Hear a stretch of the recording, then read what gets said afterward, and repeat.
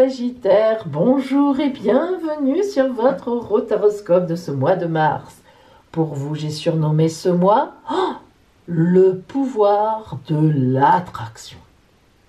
Alors, vous êtes concerné par cet horoscope si vous êtes né sous le signe du Sagittaire, si vous êtes ascendant Sagittaire, mais aussi si vous êtes une femme, si vous avez la Lune ou Vénus en Sagittaire, et si vous êtes un homme, si vous avez la planète Mars en Sagittaire. En ce mois de mars, mes amis, qu'est-ce qui vient vers vous? Les oracles, les transits astrologiques vont vous livrer tous leurs secrets. Et toujours le conseil très précieux de la mère universelle pour vous. Et alors nous allons voir justement quel est le fil rouge, l'énergie dominante pour vous en ce mois de mars, Sagittaire. Oh, la force, ça c'est beau ça. La force, comme son nom l'indique, c'est la force. Mais attention, c'est la force dans le sens de la puissance personnelle. Ça n'est pas du tout agressif, ça n'est pas la guerre, c'est la force tranquille. D'ailleurs, vous voyez donc le personnage de la force. C'est un des seuls personnages dans le tarot de Marseille à qui on voit un pied, effectivement, un pied réellement, qui touche terre. Et en même temps, elle a le chapeau de l'infini. Ça veut dire que vraiment, à la fois sur terre, à la fois dans l'infini, c'est la force de toute la nature, de tout. Évidemment, elle maîtrise un lion sans aucun problème, elle regarde même ailleurs, elle pense à autre chose. Ses mains sont là, hop, on y va. C'est vraiment donc la symbolique que dans ce mois de mars, vous allez être accompagné d'une force puissante, déjà, mais en plus, surtout, en fait, d'une force sûre. Vous serez sûr de vous. Il n'y a aucun problème, rien logiquement, ne devrait vous atteindre au point de vue de la confiance en vous et de la certitude de ce que vous mettez en place. Allez, on rentre dans le détail de cette guidance. Ouh là là, ouh là là. Ça, c'est costaud. Là. C'est rare, hein? C'est rare. Alors.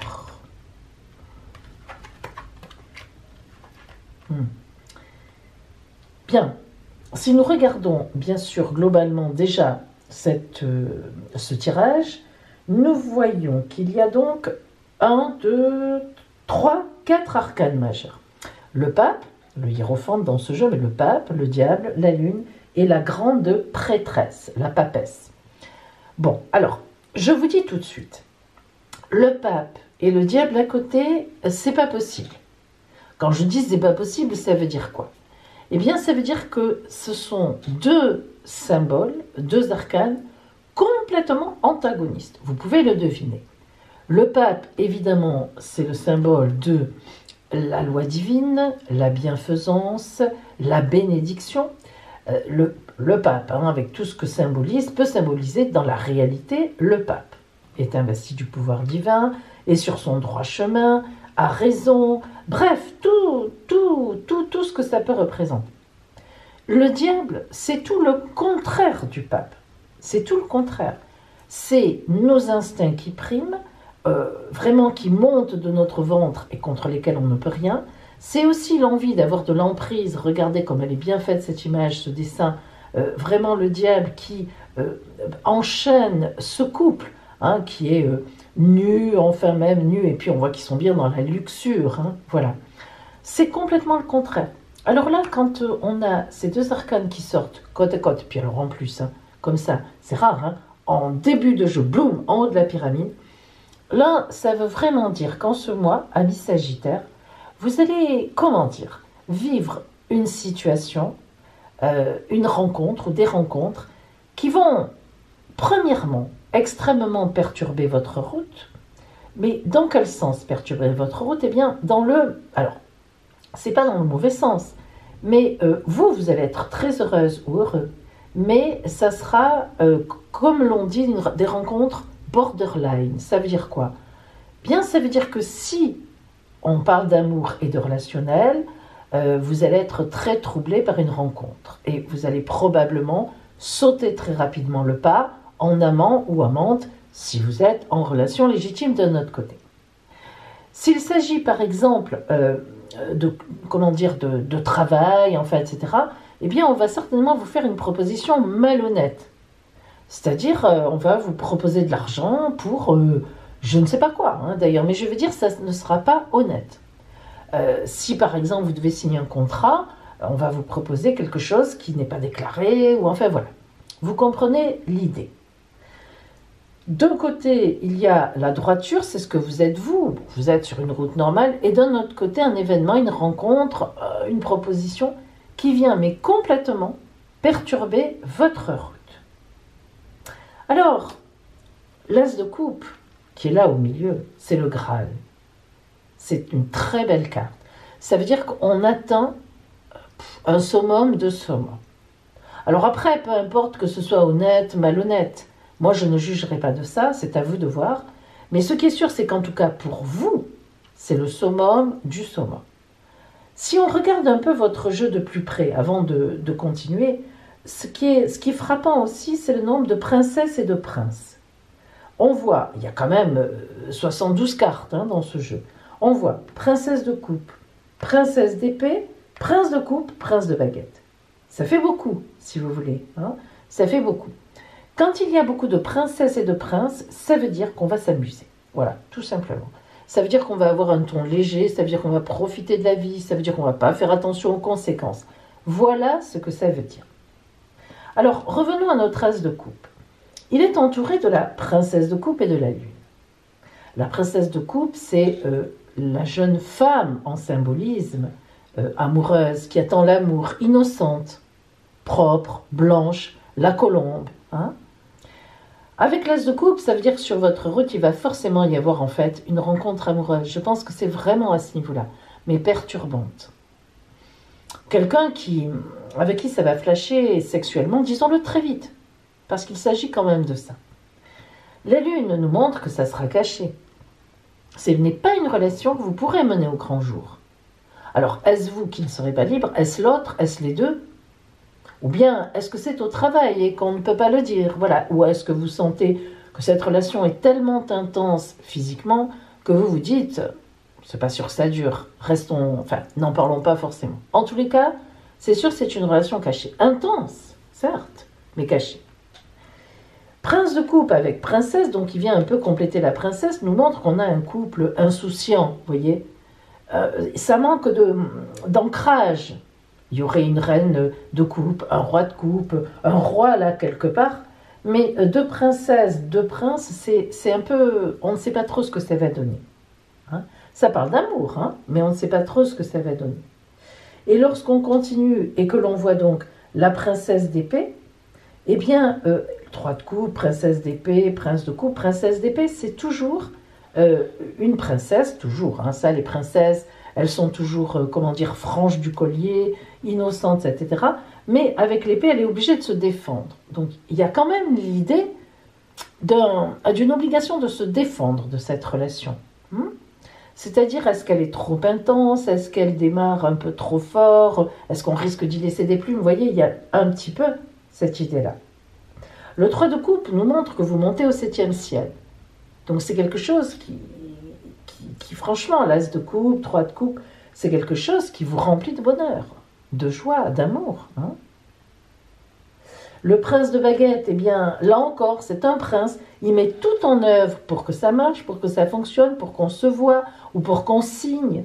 Donc le prince de baguette, c'est le côté matériel. Il y va. Les princes sont toujours très courageux, voire téméraires. Ceux qui ne sont pas les rois, par exemple, ils réfléchissent. Les princes ne réfléchissent pas, ils foncent, ils y vont. Et la grande prêtresse, à la fin, c'est-à-dire la papesse, en fait, dans le tarot de Marseille, elle s'appelle la papesse, c'est celle qui a le livre de sa vie ouvert sur ses genoux, celle qui est secrète, donc qui ne dévoile pas les secrets. Vous voyez la lune, la papesse. N'oublions pas non plus que la lune et la papesse, c'est quand même les deux arcanes réunis qui nous parlent de femme enceinte.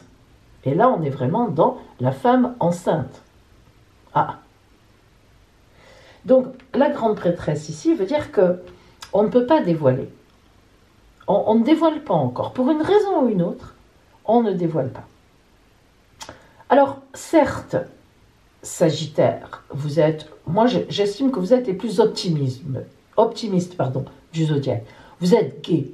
Vous êtes vraiment dans la gaieté. quand on côtoie un Sagittaire qui est vraiment Sagittaire, hein, dont la dominante est vraiment Sagittaire, parce que vous savez très bien que c'est pas parce qu'on est né sous un signe qu'on est dominé par ce signe-là. Hein, ça, je pense que maintenant vous l'avez compris. Bon, mais lorsqu'on est vraiment sous dominante Sagittaire, on est gai dans la vie. On prend au maximum les choses du bon côté. Donc, ce qui vous arrive là, même la force nous dit, oh, c'est hyper positif. Vous allez vous sentir mais rempli, mais d'un dynamisme, d'une énergie là énorme. Mais bon, on vous dit, mais attention quand même. Est-ce que c'est bien sérieux?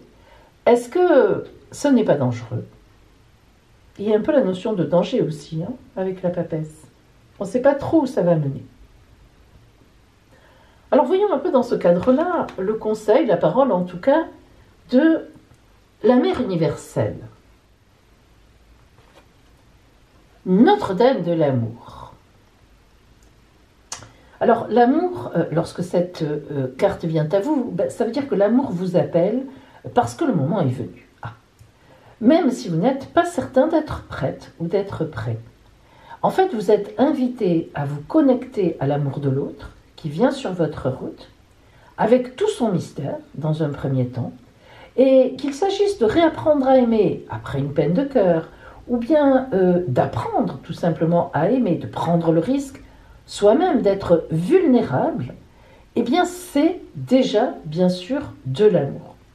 Alors après, comme toute relation naissante, est-ce que cette relation va aller au-delà? Est-ce qu'elle est vraiment placée sur votre route comme une relation sérieuse et pérenne? Ce sera à vous d'en écrire l'histoire. Alors, vous voyez, amis Sagittaires, hein, on vous parle quand même d'amour. Notre-Dame ne se trompe jamais. Hein. Elle prononce le mot amour, c'est l'une des cartes les plus fortes de ce jeu-là. Ce n'est pas pour rien. Mais moi, je resterai quand même sur une petite méfiance. En tous les cas, ce que j'ai envie de vous dire, c'est que si effectivement cette relation, vous voyez qu'elle démarre très fort, disons les mots, sexuellement, physiquement. Ok, une relation souvent d'ailleurs, elle démarre comme ça, hein, il ne faut pas se leurrer. Mais gardez dans un coin de votre tête que si vous tombez amoureuse ou amoureux de la personne en face de vous, il va falloir passer la seconde vitesse. Ça, c'est très important. La seconde vitesse, ça veut dire que au bout d'un moment, lorsque la passion instantanée tombe un petit peu, parce que forcément ça arrive, il faut avoir déjà prévu ça et essayer d'avoir quelques discussions, un peu appâter l'autre, disons d'une façon un peu plus, comment dire, peut-être intellectuelle, justement, hein, communicative. Voilà. Moi, c'est juste un petit peu ça quand même, malgré tout, qui, je me dis, attention quand même, où vous allez. Alors, en fait, justement, ça tombe très bien parce que figurez-vous que maintenant, eh bien, on va voir précisément le côté justement strictement relationnel. Donc, vous voyez que là, sans doute, va-t-on apprendre certaines choses. Hein.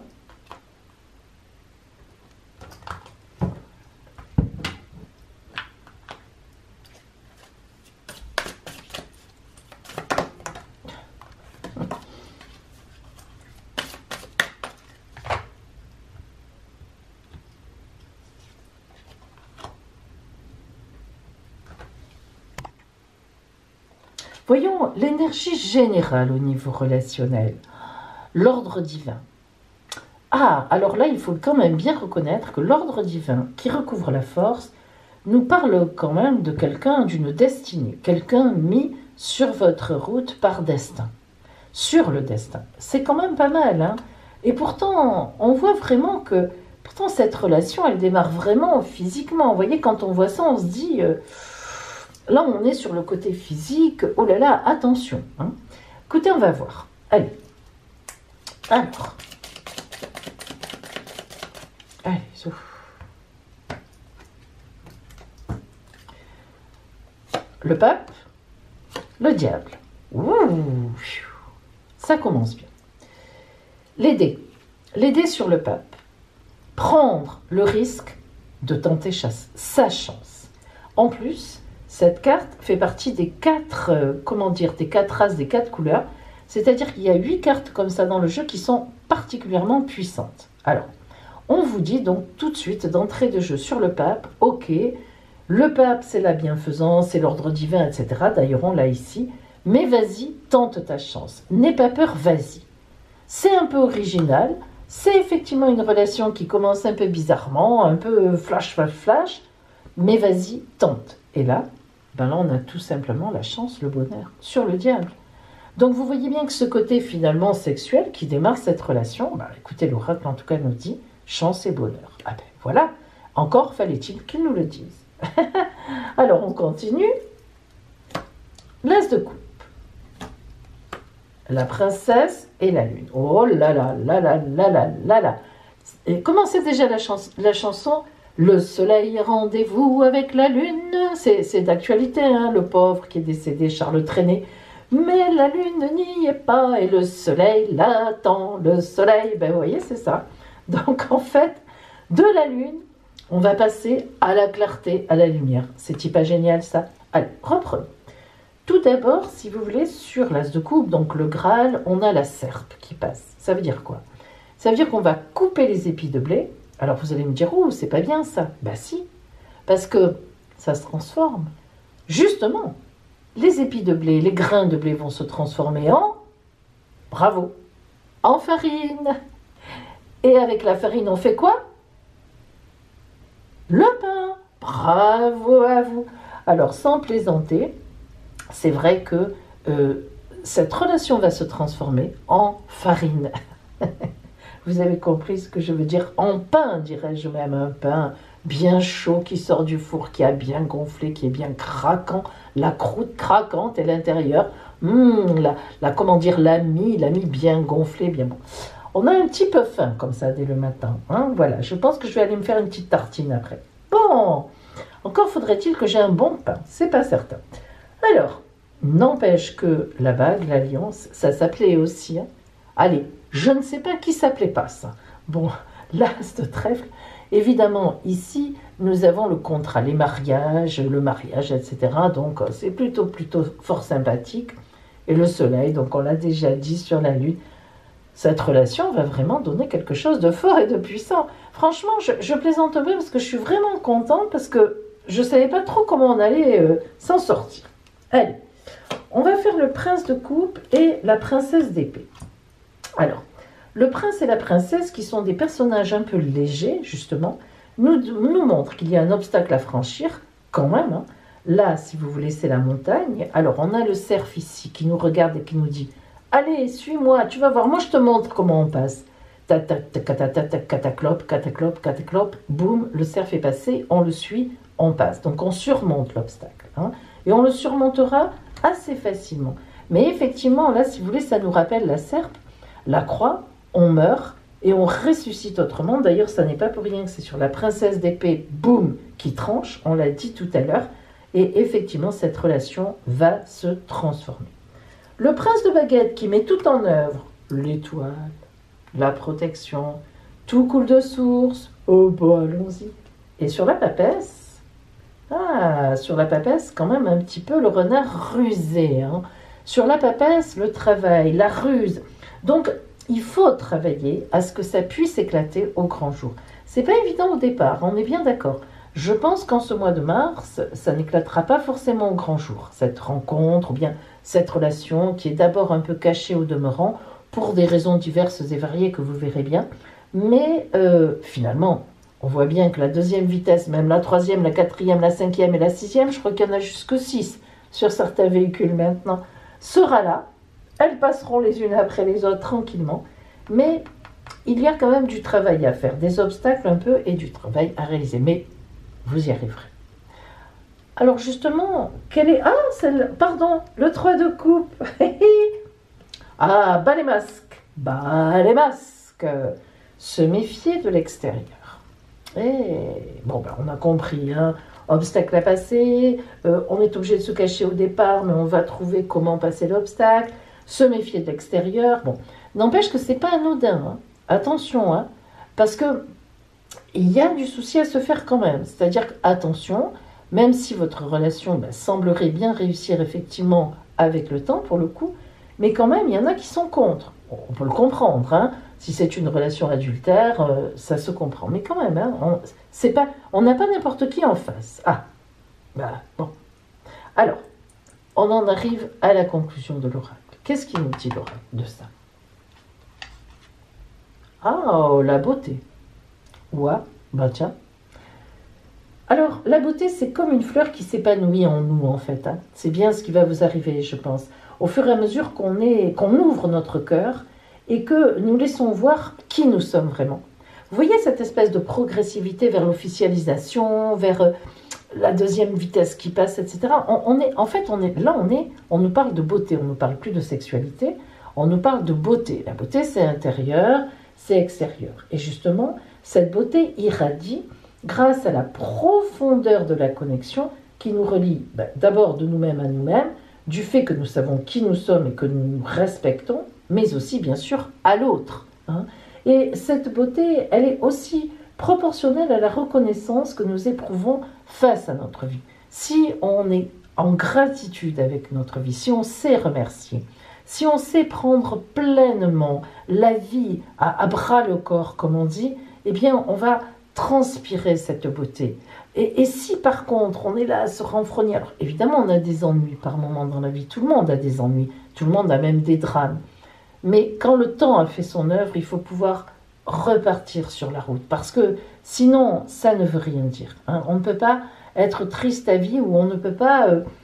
alors maintenant, si on est triste à vie, malheureusement, oui, mais logiquement, il faut se poser les bonnes questions, il faut accepter les petites choses qui viennent nous aider aussi sur la route pour retrouver cette beauté, hein, cette beauté de l'âme, cette beauté des lieux, cette beauté de l'univers. C'est vrai que le soleil qui se lève le matin, c'est magnifique, ça remplit d'énergie, hein, vous en avez pour 3 jours. Voilà. Alors, il faut vraiment être en possession de notre pouvoir personnel. Vous voyez, on parlait de force tout à l'heure ici. Eh bien, le pouvoir personnel, c'est aussi la capacité à rebondir et à être belle ou à être beau encore et à nouveau pour soi et pour les autres. Et là, eh bien, on est là-dedans. C'est-à-dire qu'il peut y avoir une grande part sexuelle, physique au départ, mais on va rameuter tout notre pouvoir pour aller au-delà de ça, hein, dans cette relation. Et bien maintenant, nous allons voir justement les transits astrologiques sur votre signe, Sagittaire, pour voir si on est un peu dans les mêmes sphères. Hein. Nous allons voir ça. Vous êtes ici. Nous avons ici le ciel du 1er mars, donc au début du mois.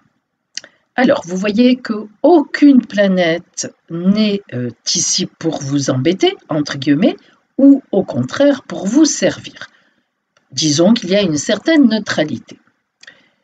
Si nous allons plus loin, nous voyons qu'en face, eh bien, il y a le nœud nord, c'est-à-dire en opposition à vous, il y a le nœud nord. Donc, ça veut dire que vous avez le nœud sud chez vous. Le nœud sud, c'est un point qui indique qu'on maîtrise parfaitement bien ce qui est autour de nous, nos compétences, nos capacités, notre environnement, qu'il soit professionnel, qu'il soit relationnel. Donc, vous êtes dans une maîtrise correcte et presque, on pourrait dire, parfaite. Vous roulez une certaine routine. Ensuite, nous voyons qu'en aspect de sextile, c'est-à-dire 60 degrés, aspect de chance, il y a, dans le Verseau, qui est un ami à vous, évidemment, Saturne, Mercure, Jupiter. Mercure a repris sa marche directe, c'est-à-dire qu'elle a arrêté sa rétrogradation. Donc, vous êtes porté en plus dans des projets nouveaux, dans des opportunités qui ont une bonne fondation grâce à Saturne, une belle communication grâce à Mercure et de l'originalité grâce à Jupiter.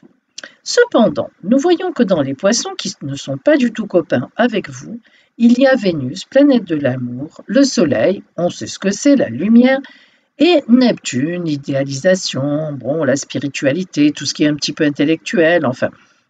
Donc là, on est plutôt en mauvais aspect. Mais ce mauvais aspect de Vénus, Soleil, Neptune ne peut jamais réellement être un mauvais aspect, parce que c'est quand même un très bel aspect de douceur, d'amour idéal.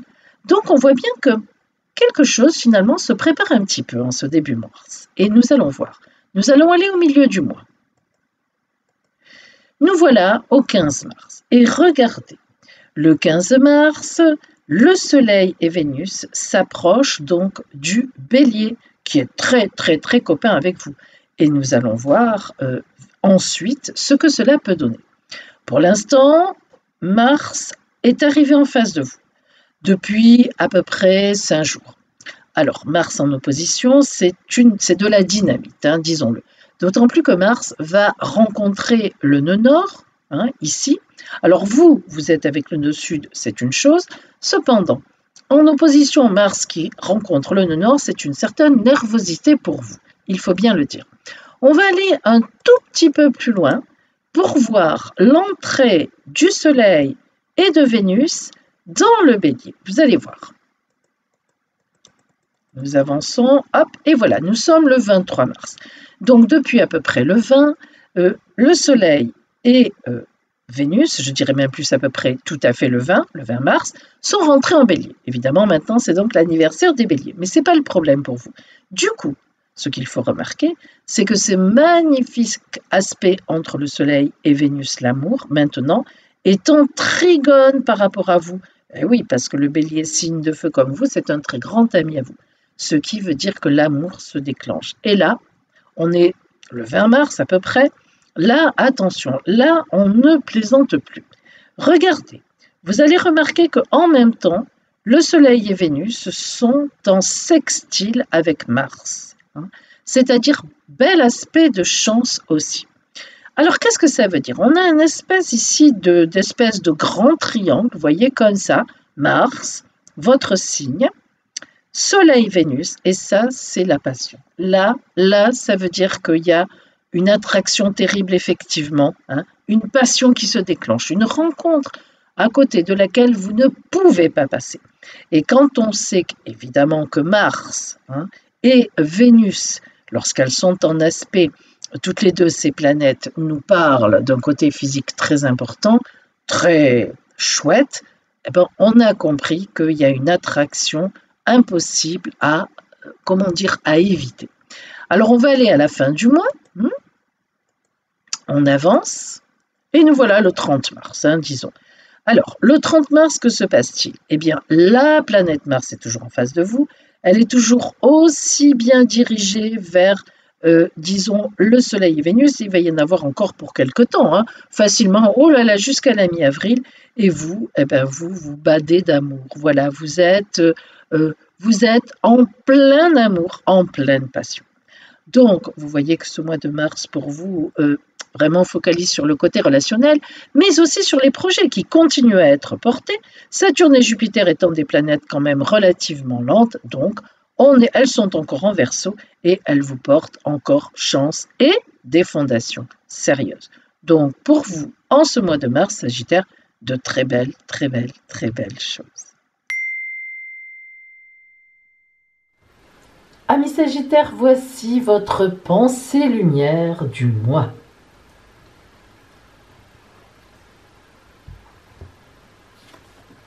Laissez agir Dieu.